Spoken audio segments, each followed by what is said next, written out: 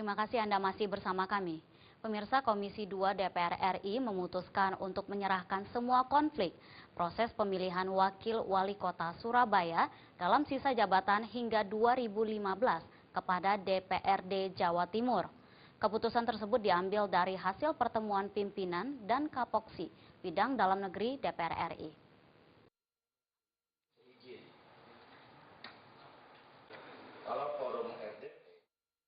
Dalam rapat dengar pendapat yang membahas polemik wakil wali kota Surabaya dengan Menteri Dalam Negeri Gamawan Fauji dan Gubernur Jawa Timur Soekarwo dipimpin oleh Ketua Komisi 2 DPR Agung Gunanjar pada Rabu malam yang berlangsung sangat singkat.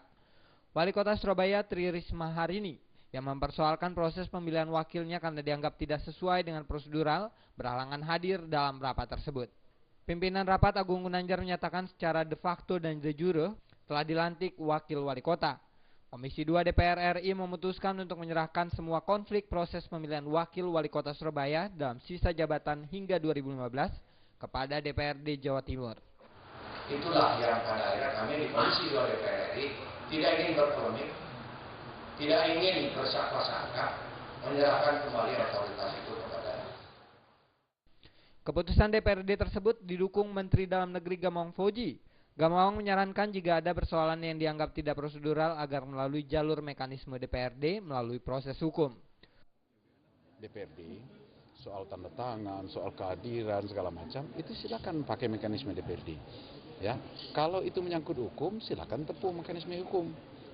Ada proses hukum yang ditindaklanjuti, silakan. Gubernur Jawa Timur Soekarwo yang hadir dalam rapat tersebut mengklaim bahwa pemilihan wakil wali kota Surabaya telah melalui mekanisme dan prosedur yang benar.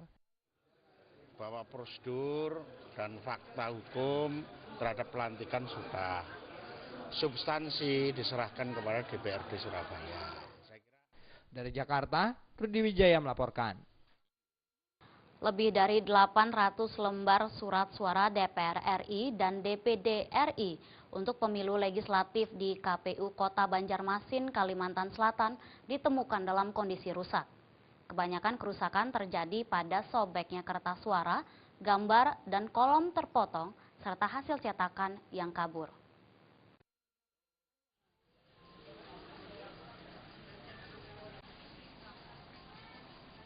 Hingga saat ini KPU Kota Banjarmasin telah menemukan 883 lembar surat suara DPR RI dan DPD RI yang mengalami kerusakan.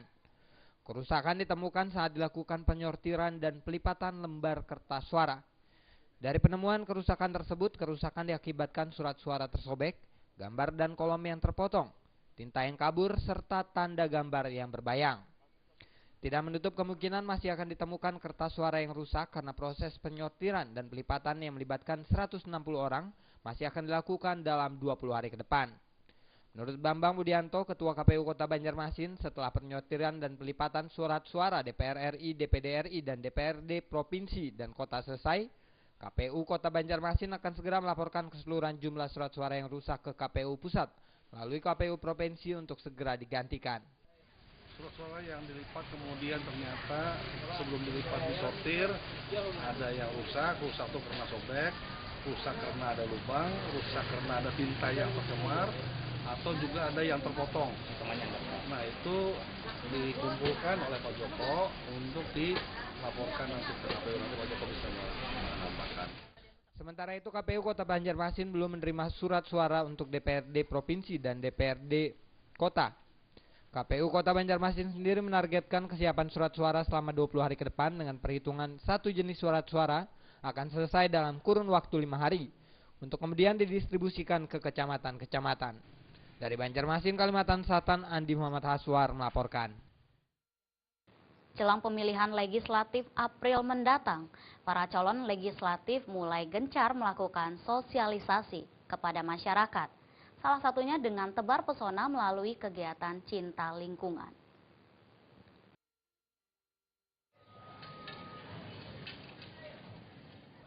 Semakin dekatnya perhelatan Pesta Demokrasi Pemilihan Umum Legislatif yang akan segera digelar 9 April mendatang, membuat para calon legislatif terus gencar melakukan sosialisasi kepada masyarakat.